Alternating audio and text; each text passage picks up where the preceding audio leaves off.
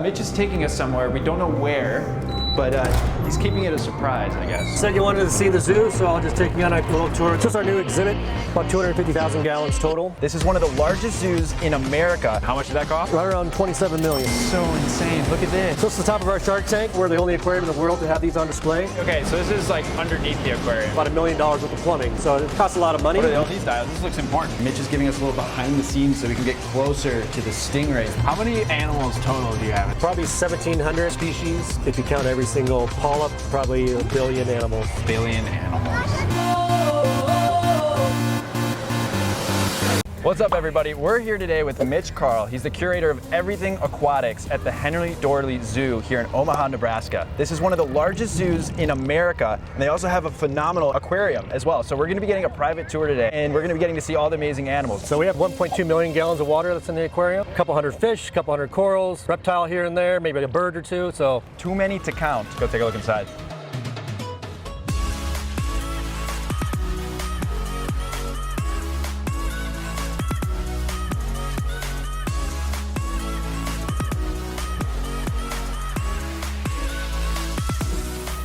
So this is our shark reef system. This is where we have all of our sharks in the aquarium. It's about almost 1 million gallons of water. Brown sharks, zebra sharks, wobegons, nurse sharks, groupers and jacks, everything in between. We have 2 sea turtles, the loggerhead sea turtle and the greasing turtle. And this is cool because it's a tunnel aquarium, so people can actually walk through it. There's a lot of really cool stuff in here. The leopard shark is awesome. The sea turtles are massive. Our loggerhead sea turtle is about 450 pounds, so it's one of the largest sea turtles you'll see. We have chained dogfish in this exhibit. Get to touch sharks here. They're very calm sharks, so they'll sit right there and let people touch them. Hello. Wow, the water's really cold. That's kind of one of the ideas is so people get pretty cold pretty quick and so they move on. It's our wolf field. The wolf field. That guy is huge. Would he bite you? Oh, he might. Anything that has teeth.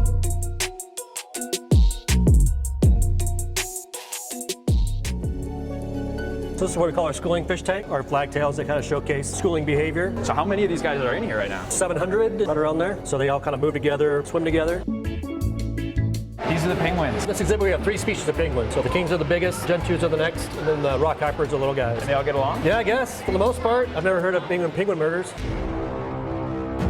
So all I do is I'm in charge of this water. So the water being clear, suitable for penguins, that's my job. Temperature, all that Temperature, stuff. all that stuff, yeah. As soon as the water meets the land, that's another crew. This guy.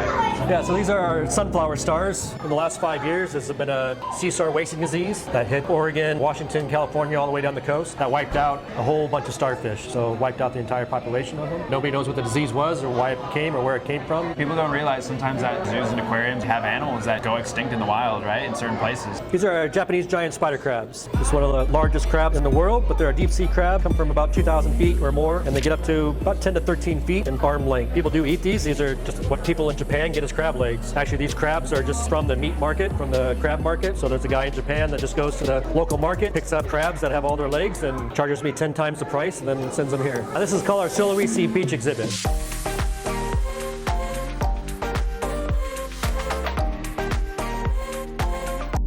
So this is based on Sulawesi, Indonesia, a large island in Indonesia. So this is all the corals and fish that are found in that region based on a trip that I made back in 2000 and came back and redo this as a black sand beach exhibit. So that's really cool. So this is actually inspired by something that you saw in nature. So this is supposed to imitate a real habitat. So we got a lot of schooling bannerfish, Orcas, quite common in that area. A lot of different anemones with anemone fish, Anthias. There's quite a variety of different fish that are in here. A lot of them have been here for 10 or 15 years, old residents. Every like 20 seconds, you'll see this huge like wave of foam come in. Yeah, that's our wave. So it's a beach exhibit, so you need a wave to be a beach. So we have a holding tank back there that dumps in a couple hundred gallons of water every minute, so kind of naturalize that beach wave coming up. And also because all these corals need some type of water movement. So that water coming in here as our wave is actually all the water movement that these corals will get also. All the plants in here are real, so it's really added a lot to the exhibit. Is that an anemone? That's the red eye anemone, or the magnificent anemone. These are all hammers and torches back there. So that whole entire green area is all hammers and torches. So we change these exhibits every now and then, but the aquarists themselves get to pick whatever they want to do. So we call it Keeper's Choice or Aquarist Picks, one of the two. What kind of shark is this? That's about a coral cat shark. Wow, his eyes are really cool. So this tank right here, I know the aquarium hobbyists at home are gonna love it. It is a freshwater shrimp tank. See, there's hundreds of these little freshwater shrimp. Typically at an aquarium at home, you might have like 10, 15 of these guys, but it's rare to see this many and a whole aquarium dedicated to it in a public aquarium. I was kind of skeptical at first, having an exhibit just dedicated to these freshwater shrimp, but he definitely proved me wrong and showed me that you you can do a great exhibit based on those. You saw how excited I got too. So this is a tank by Andy Henricks. So Andy is actually my jellyfish expert. He's the one that does all my jellyfish, but when he was a kid, freshwater plants is what got him into the hobby. It's always changing. So they get big, you prune them back, you try different things, and so it's always kind of a shifting exhibit. All right, so this is all the jellyfish. These are amazing. I think these are my favorite. This is one of the more common sentinels that you'll see at most aquariums, but all these are propagated here at the zoo. Every jellyfish that we have here is all propagated downstairs in that propagation room that we were looking at. If you touch these, do they sting you? How bad is the sting? Not too bad. Give you a little bit of a rash. The problem is if you work with them over and over and over and over again, and get stung all the time, you start getting more and more sensitive to it. You get more sensitive to it? Yep. Oh, I thought it would have been the opposite. You get like desensitized where like you can get stung by jelly and it doesn't matter anymore. No, not at all. Usually get more sensitized to it. So a lot of jellyfish keepers we have wear full gloves. Each one's a different species. So this is what kind of a cool one. This is our West African sea nettle. Wow. Our West African sea nettle, we're the only aquarium in the world to have these on display. This is actually a jellyfish that my jellyfish aquarist, Andy, went to South Africa and Namibia to actually collect. So he collected this jellyfish, was one of the first people ever to do that. Collect them, raise them up. We're under multiple generations of these now. Wow. Have you supplied any other aquariums with these or the only No, ones we want to be the only ones, so we're kind of selfish that way. Gotcha. Yeah, that's really cool. The West African sea nettle. Yep. These are upside down jellies, one of the few species that are photosynthetic, but they basically just sit there all day and absorb sunlight, and that's their main source of food.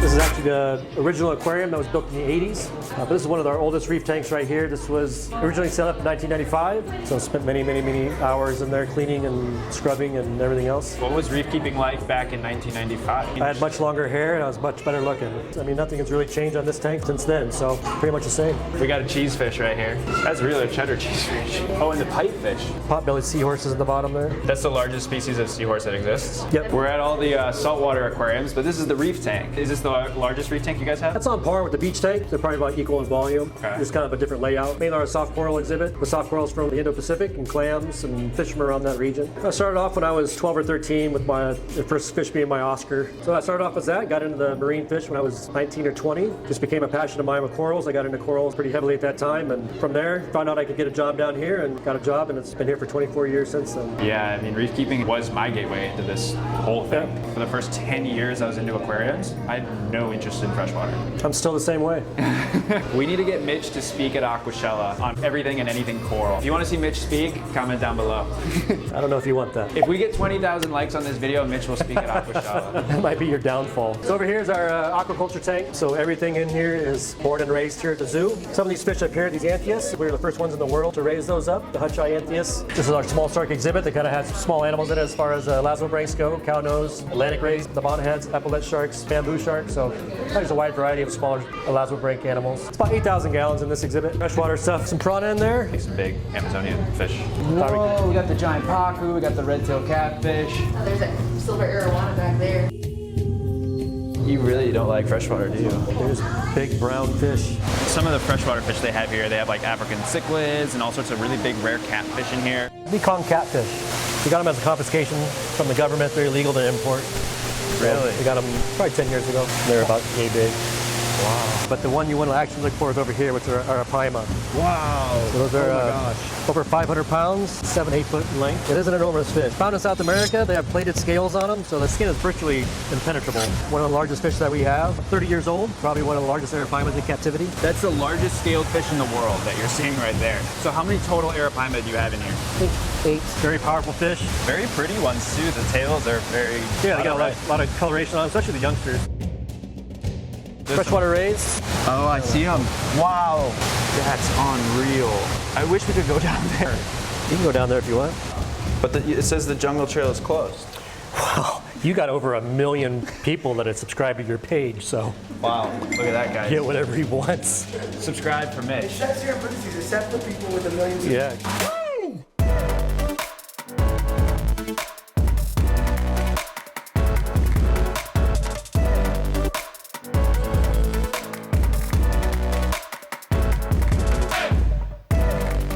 So Mitch is giving us a little behind the scenes so we can get closer to the stingrays, the massive stingrays they have. So that's our lily pond in our jungle, mainly Motoro stingrays. We have about 30 of them in here. Yeah, it's like a whole ecosystem here. You have like the big stingrays, you got some of the medium-sized silver dollars, and then you got all these little fish too that you wouldn't even see, you wouldn't even notice from the top. So I'm actually so glad we came down here. The Or lungfish. Yeah, lungfish. That's the second time I've ever seen him. Has a lot of places to hide, so he's not out too much. So how long can they go without air? Being in water? Long time. As long as they stay moist, they're fine. They're one of the, what we call living fossils, where they really haven't changed for millions of years. Look at that little baby stingray. You see him? Females can store sperm, and so sometimes, even though you separate the males from females, 2 or 3 years later, you have a pup come out. Yeah, that's one of the oops babies. Those are one of the oopsie babies, huh? Stingrays are very playful and curious animals, so we're sticking the GoPro in and they're coming right up to it, and they're all about it.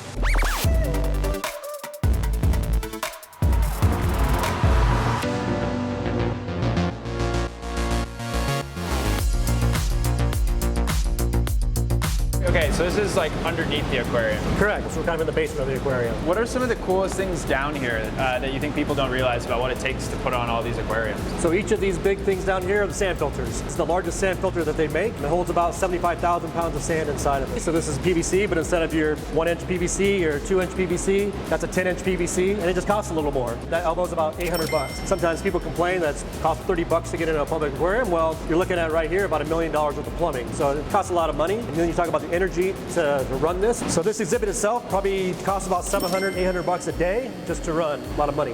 What are all these dials? This looks important. These are all of our flow meters. So at one given time, we've got about 1,500 gallons per minute going through each filter. People want to know, how do you do a water change on an aquarium this big? On this exhibit itself, this exhibit's about 900,000 gallons, so we don't do water changes. 30,000 gallons of salt water, it's about $6,000 or $7,000. So if you keep on continually dumping that down the drain every single week, that gets to be fairly expensive. So mainly what we're doing is just reusing that water, using denitrification to take out nitrates and some other tricks to keep that water nice and fresh.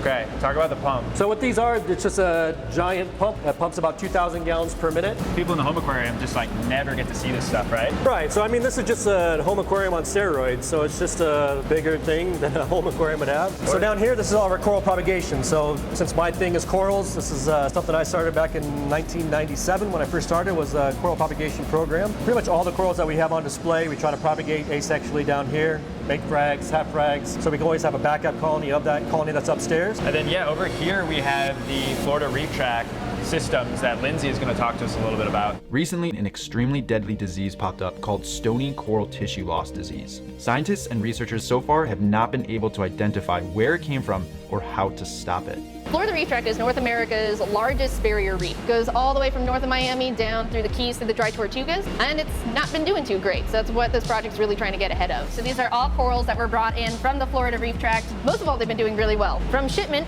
Sean, you guys gotta be quiet. Tell me to shut up! My building! Working for him's a lot of fun. Yeah.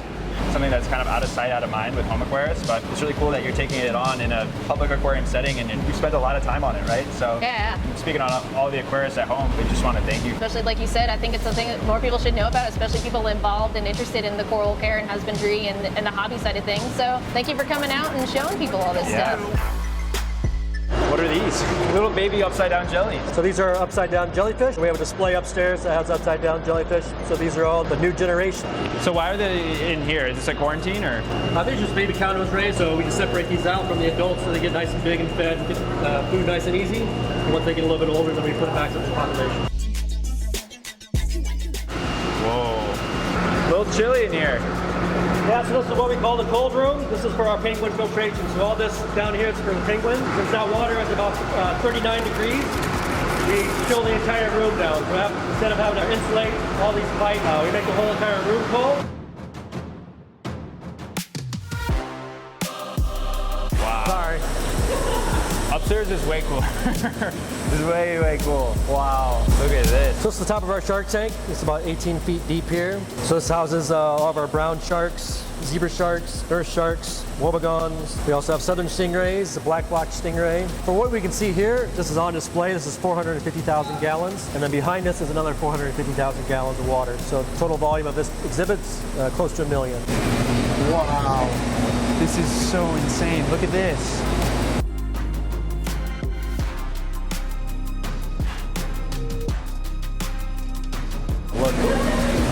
Those are the jellies. These are the Darwin ones? If that means they're expensive, then no. Different color clownfish are an abomination against God. So up here we have a quarantine system, so we actually just got a shipment of fish in today. And then over here is all of our fish propagation. So just a couple different brood stock here that we have, and also some babies. Look at the size of this skimmer. It's more of our algae culturing, so we raise up a couple different species of algae. Each of the different colorations, just the density of the colony. Once they reach out to a certain density, we'll harvest that out. We'll feed it out to our copepods, which are in these black bins over here. And then we'll use those copepods to feed our fish larvae. Wow, there it is. Lawrence University, class of 2014. So what majors were you at, Lawrence? I was bio major, Bio major. You heard what, 12G? and I'm like, that sounds really familiar. What a small world. Guys, study hard in school, and you know what? You can be working behind the scenes at public aquariums. There's not a lot of people in the professional industry that started off knowing nothing that became a professional aquarist. You know, they had to know something before they did this, and almost everyone gets their start keeping fish tanks at home.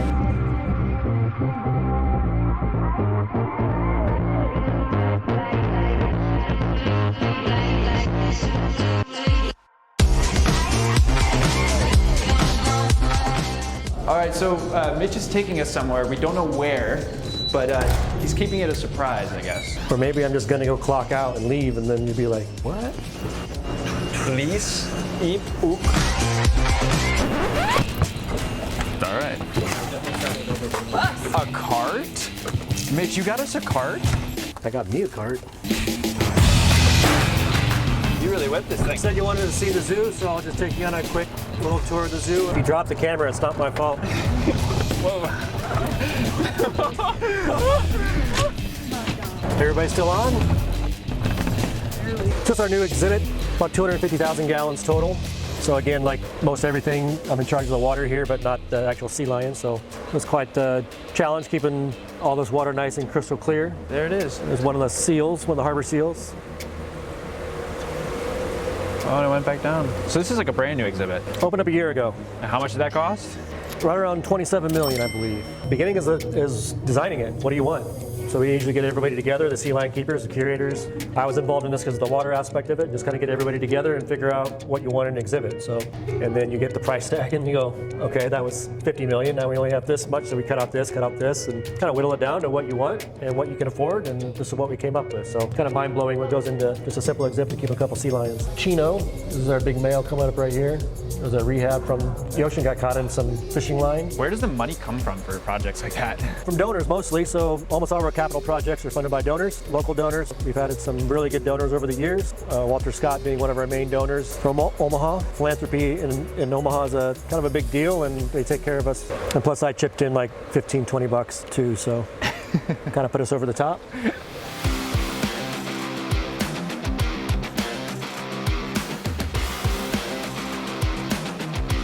What's your favorite thing about working here? My favorite thing, I like to fix things and make things better. So there's always something broke and there's always something to make better. What's the worst thing about working at a zoo?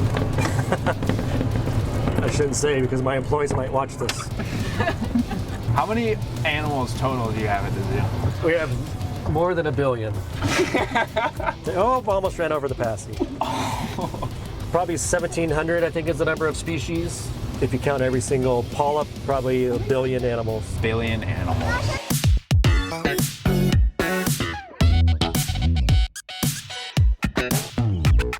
Make sure you subscribe to the channel, and then we'll have, what, we can say 10 or 15 viewers?